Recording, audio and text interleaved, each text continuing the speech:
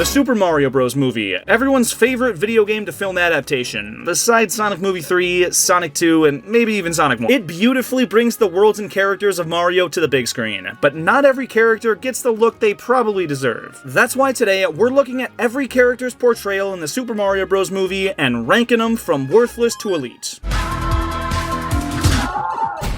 Starting things off with our title character, Mario might be the most true to form in the entire cast. And I don't mean the voice, that's just okay. After quitting his 9-to-5 job to chase his dream, everyone in the world is clowning on him, including most of his family, and the only person that's really on his side is his brother. These two are inseparable, until they're separated, but their relationship is very strong, and despite both of them being ostracized for seemingly their entire lives, Mario's remained confident and outgoing. When Foreman Spike gets all up in his face and insults him and his brother, he stands up to him, despite the very apparent size disparity. And he's an underdog for the entire movie. Peach is more skilled than him and straight up says, "He's not important!" The King of the Kongs treats him like dirt, and even with Donkey Kong, who he defeated in combat and saved the life of, he's not respected at all. But that doesn't stop him. He keeps taking on bigger and bigger challenges, getting his ass beat again and again, but he keeps getting up. That level of perseverance and optimism is exactly what you'd want to see out of Super Mario, or any hero for that matter. And while the world of this movie tries its best to make him seem irrelevant and not good enough, he overcomes it all, and gets the movie named after him as a result. He's certainly looked more capable in a lot of other media, but the depth in his character is unlike anything we've seen before it, so it's borderline elite, but a definite solid portrayal. You just got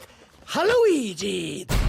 Luigi faces most of the same setbacks as Mario, but where Mario runs at them head-on and puts his well-being aside to succeed, Luigi is the polar opposite and puts his tail between his legs before you can even finish threatening him. The juxtaposition between the characters is fully explored when they're separated, with Mario going on to explore the Mushroom Kingdom and Luigi getting captured almost immediately. Now, to be fair, there weren't hordes of enemies to greet Mario when he landed, so, Luigi's reaction is justified, and he did survive for a little bit, but it does accentuate the fact that Luigi's a coward.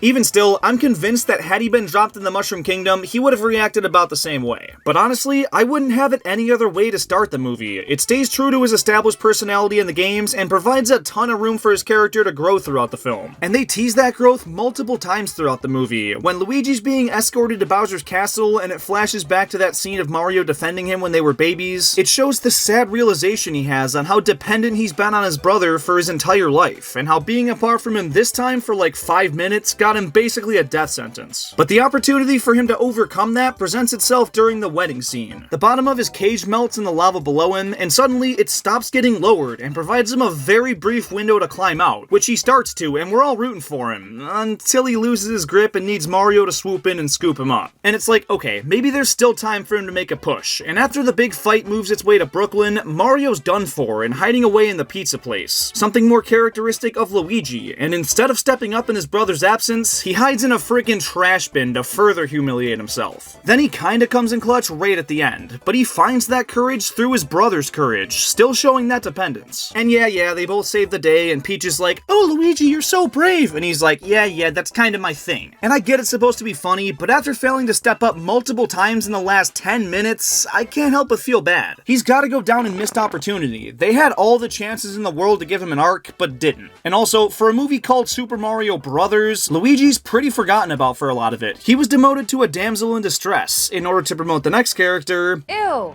no.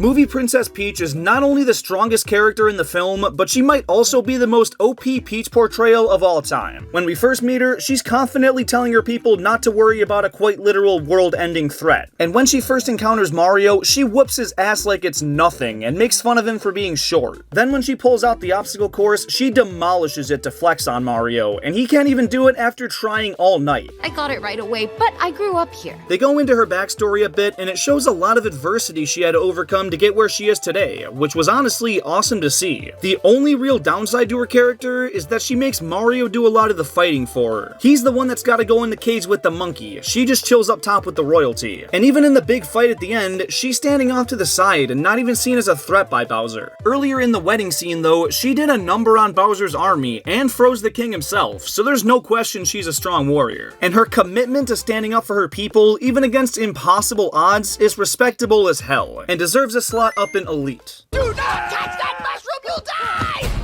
Toad's another character they did a great job with in the film. Right when Mario meets him, he's brave enough to approach the strange creature that spawned out of nowhere, and is super eager to help. He's running through the Mushroom Kingdom, knows everyone's name, he's going through this obstacle course like it's nothing, and thinks quickly on his feet to help Mario get in the castle. Then when Peach and Mario set out for adventure, he tags along with them, which Peach points out is uncharacteristic of a Toad, and that totally lines up with the games. I always found it weird that some Toads were completely helpless, while others were just as capable as Mario. And this movie shows that heroic side that some Toads have better than any game. He's not as strong as Mario or Peach, obviously, but he's just as brave and consistently delivers for his princess and stands up for his pal throughout the movie, earning him a very comfortable spot in solid portrayal. Love really makes a guy come out of his shell.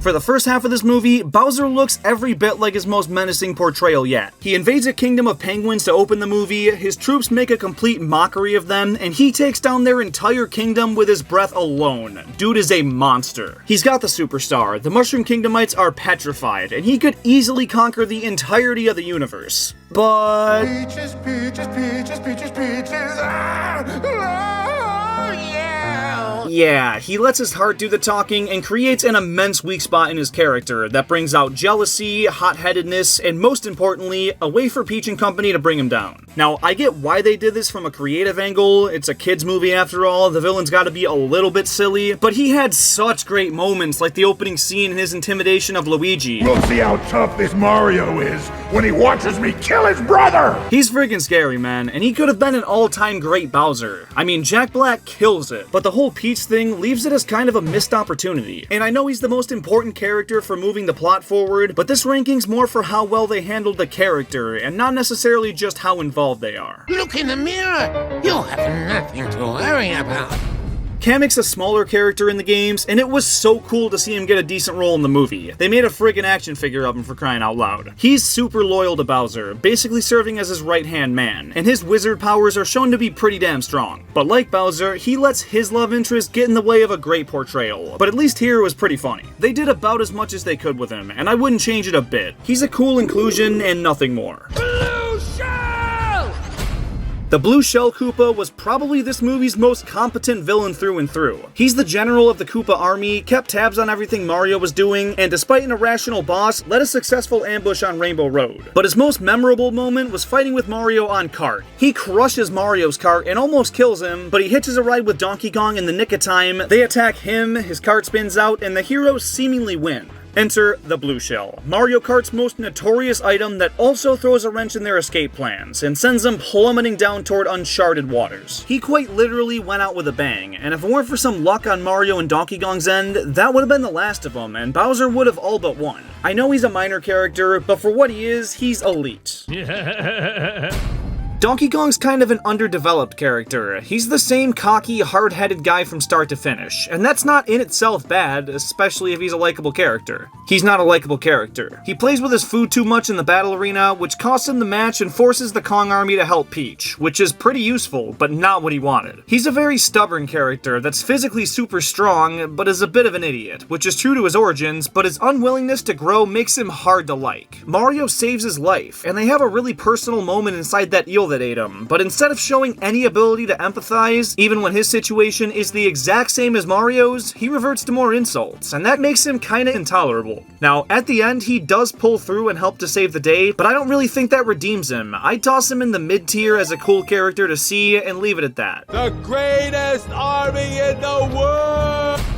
People did not like Cranky Kong when this movie came out, and I kinda get it, but what else did you really want from him? I get that he's not very cranky, but that could easily get pretty annoying, and paired with Donkey's character could have been terrible, so I'm kinda glad they avoided that. I know some people hate his voice, but it never really bothered me. He sounds a bit congested, I mean, he's an old guy, it makes sense, and it fits the character fine, so I don't see a big deal. I was happy to see him in the movie, and he didn't overstay his welcome, so he's going right next to his son in mid-tier, for completely different reasons. The stupid Mario Brothers! It was awesome to see Foreman Spike somehow make his way onto the big screen, and while he was used just the right amount, he was either being a typical asshole or cowering down when weird mutants from the sewers attacked. He's pretty freaking worthless. What'd I say? I'm including Mario's extended family as a placement because they were in this movie, and I was stoked to get some insight into the Mario Brothers' home life, and then quickly disappointed when everyone took a steaming pile of shit on Mario's dream. Their mom supported them, which was nice, and they were only really seen at the beginning and end, which is the right amount, and made me way too happy when they were first on screen, so... And all that's left is you and the infinite void. And because why not, Lumali. He got a freaking Happy Meal toy after all. He's rotting in prison the entire movie, makes everyone feel worse about their predicament, and then does the same thing for the audience at the end of the movie. So, while funny to see, is still a worthless. And there you have it.